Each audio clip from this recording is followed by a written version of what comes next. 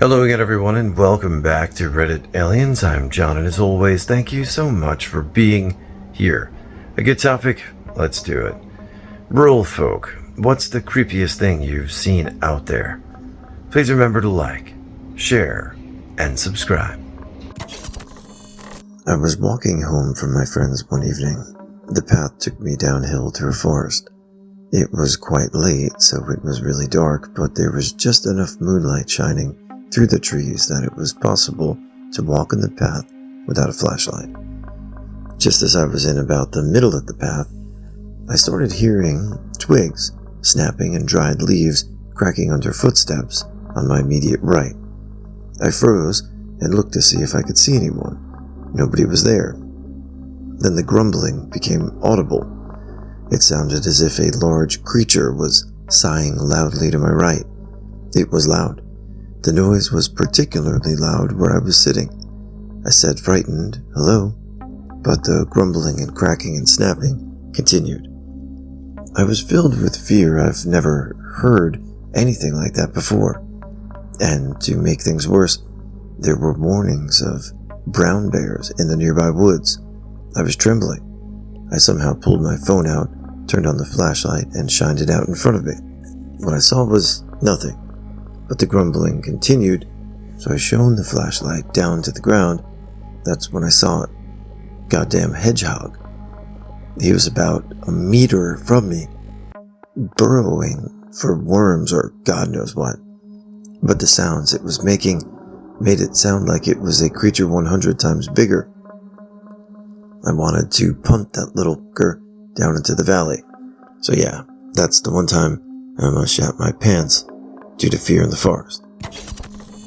We had a big feral cat hanging around our farm for a year or so.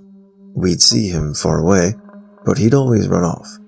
One day he strolled right up to my wife, started rubbing on her leg, and purred, drooling all over himself. He got pretty friendly for a week or so. One night, I heard an awful noise outside. It sounded like a pack of wolves howling. We have coyotes around here now, Western PA, but hadn't seen or heard them before this. I looked out the window, and the cat was just staring straight at me. He sat and stared for a minute, then ran away. We never saw him again. Scary, then cute story. A few years ago, I was out in my workshop and came into the house around midnight. I heard a weird screaming sound.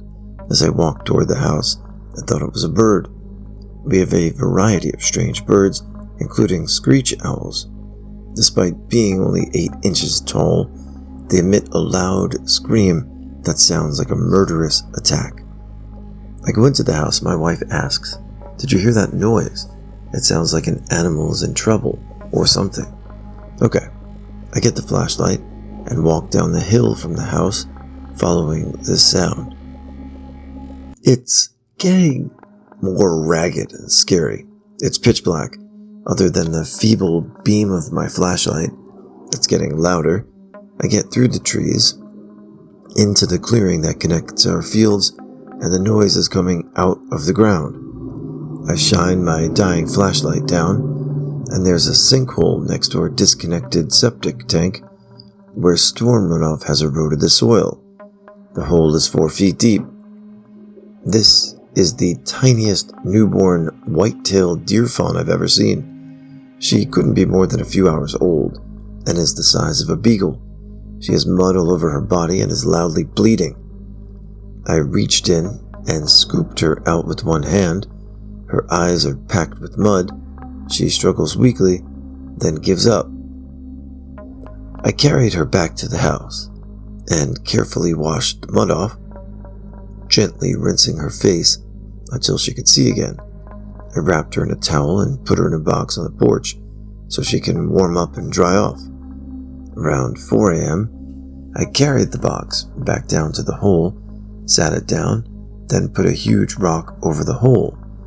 At 7 a.m., I returned to the hole and found her gone. Later that evening, I was mowing the grass. Way down at the bottom of the field, a big doe emerged from the brush, followed by a tiny fawn. Mom had come back for her. I saw them occasionally throughout the summer. We have a lot of deer, so it's possible she's one of the adults now. I'm glad my wife didn't think it was a bird. I live in a road very far away from town. I have neighbors, but I can't hear them or see them from my house. My back deck overlooks a field before miles of woods. One night, I'm out back, smoked, and most likely stoned. I'm relaxing in the darkness, illuminated by candlelight and internal light, when I suddenly hear a startling sound. It was a deep, low-breathing, snorting sound. It came from the field, but it sounded like it was right next to me. The sound filled me with chills, leading me to believe that there was a monster lurking in my backyard. It's pitch black, and I can't see what it is. Not that I really wanted to. I returned inside, secured the door, and thoroughly researched the situation online. It was a deer. During their mating season, a male deer can make sounds like that. Yeah, mating season can bring out a lot of strange sounds in animals and people too. My parents live in the suburbs, not in a rural area, but my parents' house is landlocked, which means it does not have direct access to the road. You have to go through someone else's property to access theirs. Currently, this is a parking lot that belongs to a park. My parents have kept their property natural. This implies that they have a strong dislike for yard work, leading them to live in a house located in the middle of the woods adjacent to a park. I was coming home one night a few years ago. It was dark between 10 and 11 p.m.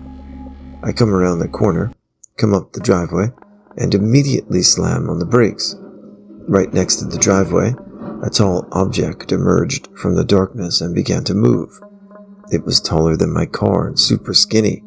I thought Slender Man was coming for me. As I sat there in shock, my eyes adjusted. It was a blue heron. The bird was large and majestic. It had come up from the creek and the park looking for food, I guess. It scared the hell out of me. I had just turned 16 and was driving home in the middle of nowhere at night on a back road that had trees on both sides.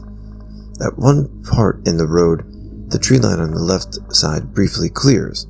When I got to that part of the road, I saw 5 large, almost perfect circles of fiery yellowish-orange light high in the sky, just hovering. The two were relatively close to each other, more to the left, while the other 3 aligned more to the right.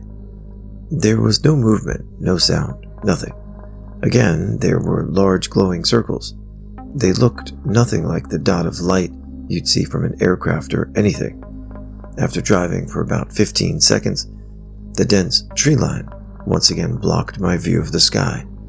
I was about 30 seconds from the end of the road, and as I reached the end and the trees cleared again, I had about another 10 seconds worth of viewing the mysterious light before they got slightly brighter and then disappeared pretty much instantly and simultaneously. To this day, I still have no idea what I saw. Again, this was in the middle of nowhere, hours from any major city. There were no known military facilities or government entities nearby. I've rattled my brain on every logical theory possible. Fireworks, missile tests, meteors, military aircraft, etc. None of them make sense. The whole experience was so eerie, and the fact that it's still explained weirds me out to this day. Behind my house were miles of woods until they chopped it down for a neighborhood. 20 feet behind my house is a steep drop-off or a mild cliff into a valley with a creek in it. The slope is extremely steep on both sides, so this valley has been left as a forest in between neighborhoods. When I was little, we saw all kinds of wildlife in our yard. We stopped seeing turkeys completely and less deer after the new neighborhood. There were tons of rabies too, until the bigger animals stopped coming around. This is all backstory. I only let one dog out to pee in the backyard on a leash because she can escape anything given time, while the other is chained to a runner that runs the length of the yard, but she's a wonderful girl and doesn't need supervision. It's always been creepy to walk the dog to the woods at night to pee. During the summer, my sister and I frequently heard sounds from over the hill, giving us the impression of being under surveillance. The motion sensor light in our yard was always on by the time I was outside too. We both thought we were being paranoid, so we didn't tell the other our thoughts. Eventually I confessed to her that we were under observation from a distance, and she expressed a similar sentiment. We both agreed the presence felt negative and angry. We started taking the dogs out with bats and knives and pepper spray. We could not figure out what was watching us. Whatever it was got bolder and bolder. We started to hear it more frequently. By the way it sounded, we both estimated its size as at least that of a large dog. Sometimes we heard a grunt or two. This only happened at night. The dogs would silently whip their heads toward the sound and just watch. Normally, they'd bark at that kind of stuff. However, I was relieved to learn that one dog, who is 12 years old and requires a leg brace for walking, is a Chihuahua mix, and if they started a fight, they would likely lose. This went on for weeks. We began to feel as though someone was watching us during the day. We even started hearing sounds in the day. We never once thought the presence felt human. There are coyotes in the area. Bears are also present in the area, but their sightings are so rare that they often make the news. Mountain lions are extinct in my area, so it was possible that some found their way back to this territory, but it was unlikely. One day I'm letting the dogs out, but I'm not too on guard as daytime visits were still much rarer. Then I hear a large object moving through the brush, and a grunt. My stomach drops. That was the closest I ever heard it. I pick up my dog as slowly as possible and start to run toward the house to evacuate when I catch sight of a herd of 5 or 6 deer on the cliff staring me down. They looked downright murderous. I've seen deer my whole life, but I never saw one look so angry. A year ago, it was reported in the news that a single deer had killed someone nearby due to their stupidity and disregard for the deer's space. For weeks, a herd of deer stalked my house. My family throws expired produce out the back door over the cliff. The yard is shallow, and you can make the throw from inside. To avoid compostable materials sitting in a landfill. That's why the deer were hanging out. We had a buffet for them. We stopped that real quick, and they only hung around for a few more days. It might sound dumb that we never put this behavior together with the visitor, but we had done that our whole lives, and forgot about it the moment it was launched over the hill. The end result was pretty funny, but the build-up was creepy. I once resided in a town with a population of 212 people, very rural. People hunted in their backyards. 3 stories. I heard my ex-husband's dog losing his shit outside. He never acted like that, and since it was around midnight, it was even scarier. My ex-husband was at work, so it was my responsibility to investigate the situation. I mean, it was our dog, you know. We didn't want anything to happen to him. I was walking outside with a flashlight when a frickin' bear emerged from around the corner of our shed. This thing was only about 200 feet from me. Maybe that's not close to you, but a 21-year-old woman with a flashlight living in a trailer made of basically aluminum foil? Indeed, I experienced a profound sense of fear.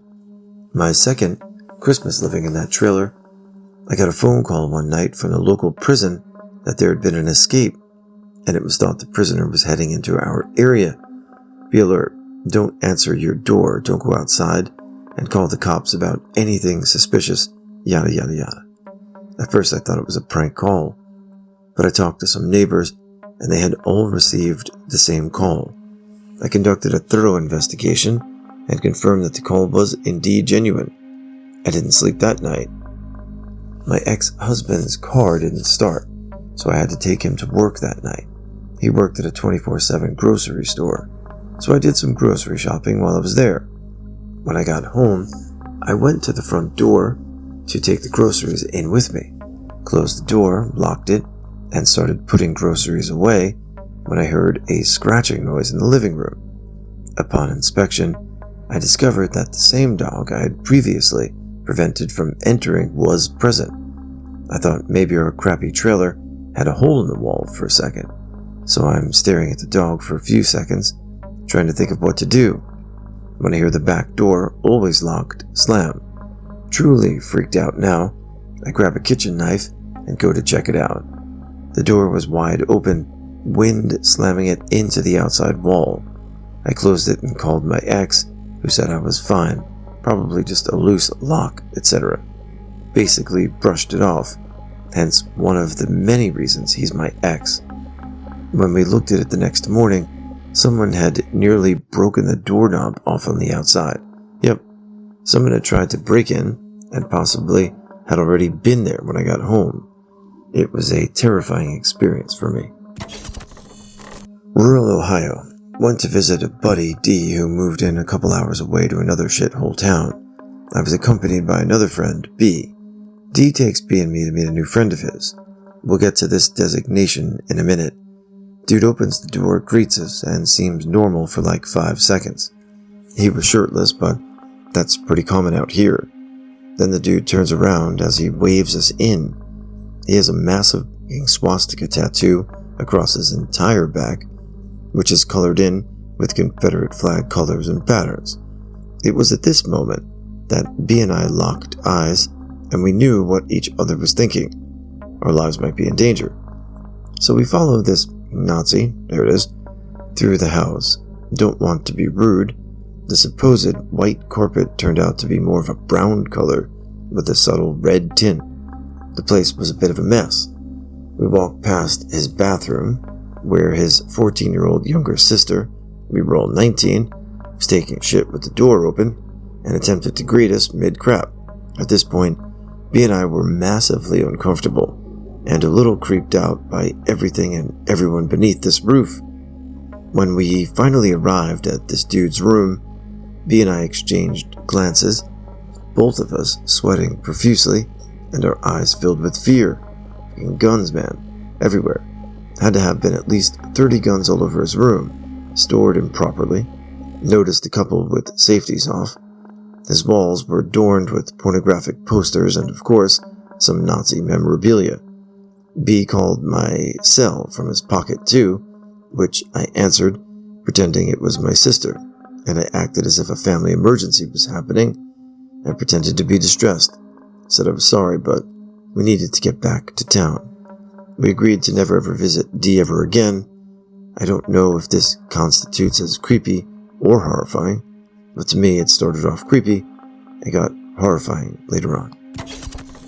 I live in the UK countryside, inaccessible to cities and towns. It's all very flat farmland. I go for a lot of walks through all the fields. Last summer I went for a long walk and was about 3 miles from my house. It was scorching that day, around 33 degrees Celsius, 91 Fahrenheit. I was strolling past a field filled with ready-to-harvest crops. I couldn't identify the type of crop, but it stood about waist high, was bright yellow, and had an amazing appearance. So I stopped and got out my phone to take some pictures. I stood there for about 5 minutes, messing around, trying to get some cool pics and videos for Instagram, and then resumed my walk. About 30 seconds later, I looked back across the field and saw what looked like a person dressed in black standing in the middle of the field of yellow. Initially, I mistook it for a scarecrow, which I had overlooked during the photo shoot. Perhaps it had blended in with the distant trees behind this field. I got my phone out and was looking through the pictures, zooming in and trying to see if I could see the scarecrow. And of course, I couldn't. I kept walking with this field to the right of me, and I took a right turn with the field still to my right. What I thought was a scarecrow started walking. So now this figure was a person. The figure, dressed in all black, stood out on this extremely hot summer day, especially for the UK. They started walking toward the spot I had originally stopped at to take pictures. Eventually they arrived at the spot and simply stood there. I kept walking until I was far away enough that I couldn't see them anymore. It just freaked me out, as there was no reason for someone to be walking through the field. Only the farmers ever do it, as it is full of crops. I was walking on the tractor roads in between each field. Part of me thinks this person had to have been lying down in this field while I was taking the pictures, since there was no way they could have reached the middle of the field in the allotted 30 seconds. I turned my gaze away. I couldn't tell if they were there looking at me. However, I strongly sensed that they were observing me as they stood motionless. I don't know. It was just a weird thing to see. This was especially true given that I was situated 3 miles away from the closest house. There were no other people in the immediate vicinity. I've never seen a single person just randomly walking through a farmer's field before or since then. It was reminiscent of a scene from Jeepers Creepers. We were off-roading a couple of years up near the Canadian border, followed some power lines for a ways when we decided to stop and check out a giant bird's nest atop one of the junctions. We heard a noise behind us, and we noticed a group of ATV riders on the next hill behind us. Not unusual for that area. What was unusual was the guns strapped to their backs, not hunting rifles, machine guns in style, and they were staring back with binoculars. We jump back into the Jeep and start to head back to our family cabin. Check back, and yes, they are following us and trying to catch up. The young driver skillfully maneuvers the Jeep, recognizing that our cell phones are useless up here and that our only protection is speed. We sped down dirt roads that have never been maintained or somehow managed to get the Jeep parked far enough in our driveway and pulled enough brush in front to cover it and hid ourselves. When they roared past, we noticed that they were all dressed in green, covered in weird insignia patches that we didn't recognize, and carrying guns like they were ready for some intense combat. No idea what they were doing or training for. I'm not from a particularly rural part of my country, but it's still comprised of small villages with a few dozen houses separated by a 1 kilometer stretch of road. But I also live on the edge of a big forest. Anyway, I and my cousin were about 16 or 18, and we were just standing on the road in front of my house. It was like 3 a.m. and it was winter.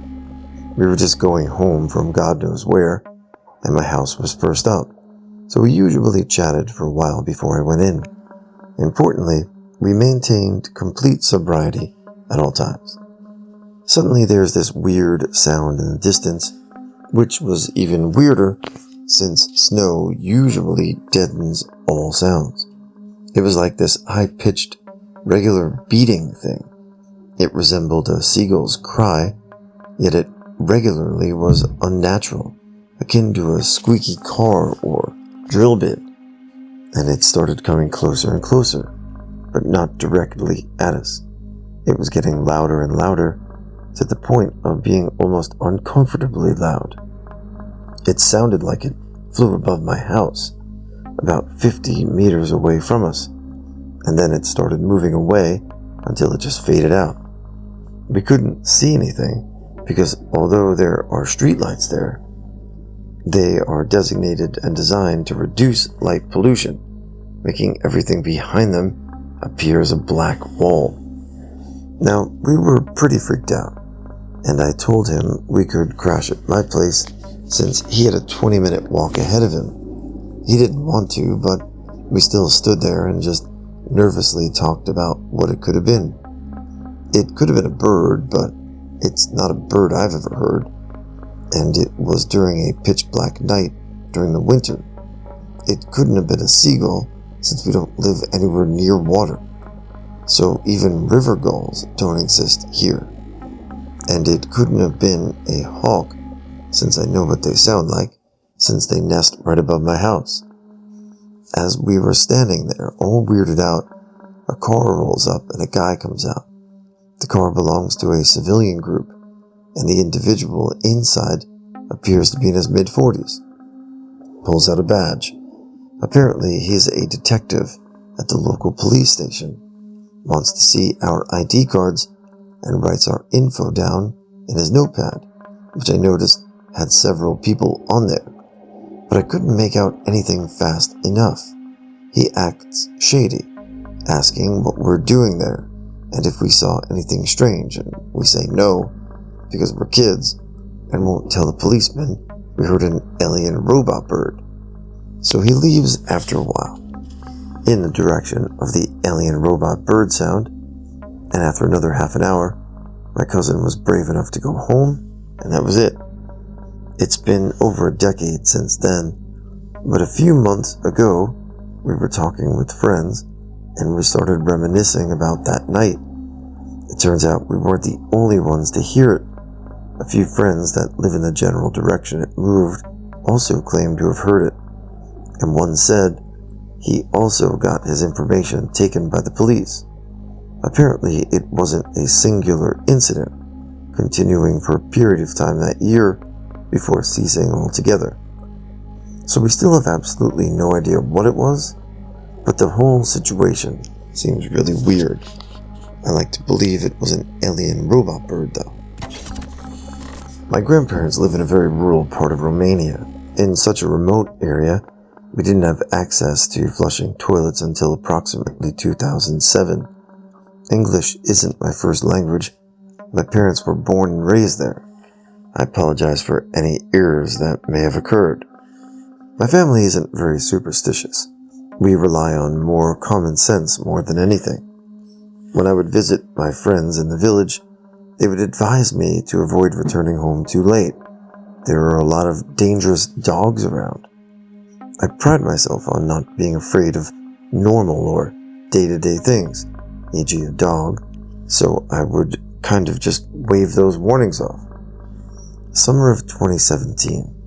I was 16 years old and visiting my grandparents for the summer.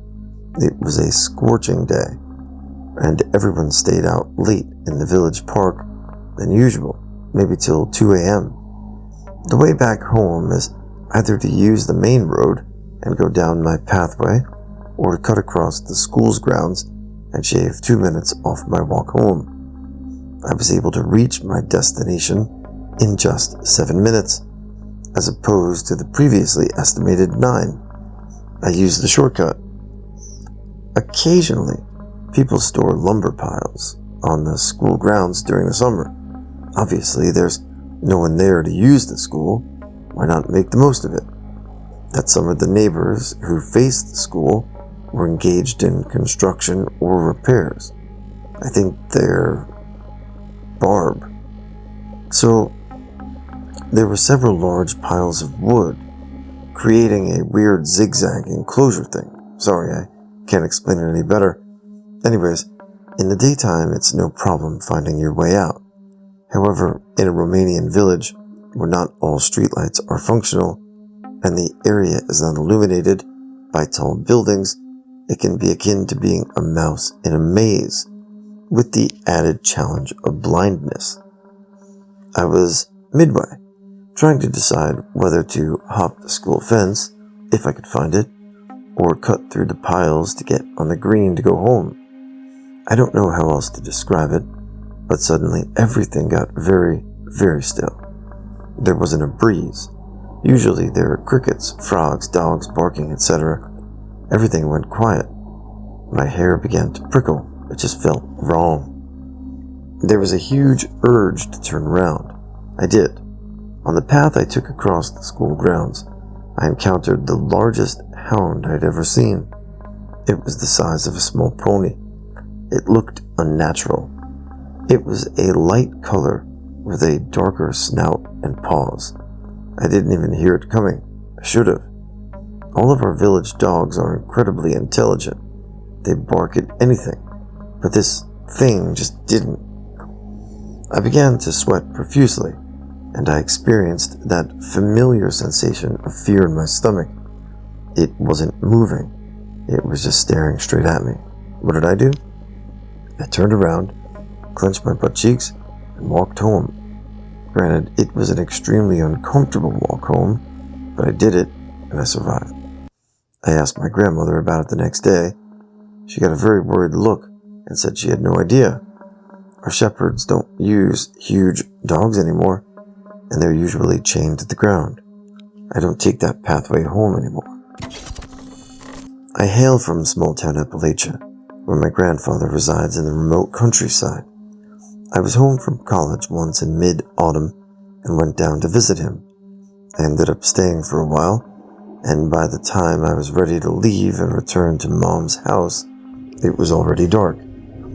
He walked me to the back door that had a little 8x10 or so porch off of it, and a set of stairs straight down to a concrete stoop with a single bulb outside light fixture that threw just enough light to see by.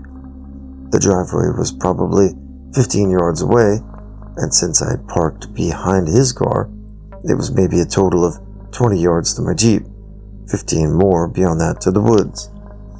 Upon reaching the bottom step and taking approximately 2 steps forward, an unexpected sensation abruptly halted my progress. It was almost a physical sensation. Hair on my arms stood up, breathing went shallow, heart rate went up, and my feet were just saying, "No, we are not going forward."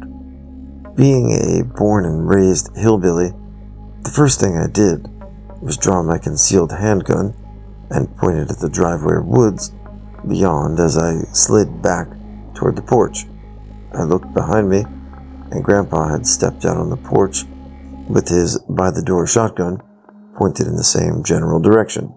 I backed up the steps, and he protected me until I reached the door, at which point we shut and bolted it. I called Ma and said I was just going to stay the night since it was late already. We sat up for hours trying to figure out what had tripped both of our oh shit meters at the same time, but could never come up with a satisfactory answer. Neither of us consciously saw or heard anything out of the ordinary, and neither of us is the type to get easily freaked out. He was a World War II Marine who fought all over the Pacific, and I'd been hunting and camping with him since I could walk. He said the only other time he'd had that feeling was during the war in Iwo Jima, before either a late-night bonsai charge or just before a sniper up at a palm tree took a shot. Not too rural, but rural suburbs here. I'm still sitting here on my couch, post-witnessing a break-in attempt in my own home. I have a weird downstairs neighbor. I rent out about 2/3 of the house, but an older lady rents out a small ground floor unit.